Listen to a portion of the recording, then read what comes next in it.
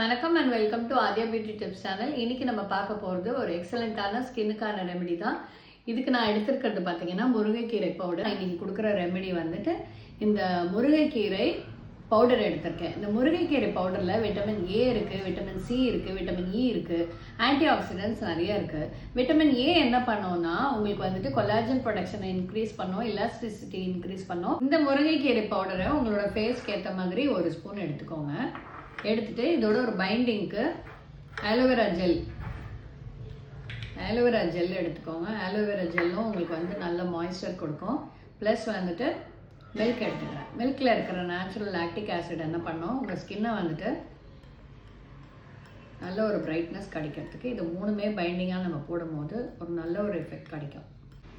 பாருங்கள் எவ்வளோ ஒரு நல்ல பேஸ்ட்டாக கிடச்சிருக்கு. இதை நீங்கள் ஃபேஸில் அப்ளை பண்ணிவிட்டு அது அப்படியே வந்துட்டு ஒரு 20 மினிட்ஸ் விட்டுட்டு அதுக்கப்புறம் வைப் பண்ணிவிடுங்க. இந்த டிப்ஸ் உங்களுக்கு கண்டிப்பாக பிடிச்சிருக்கோன்னு நினைக்கிறேன்.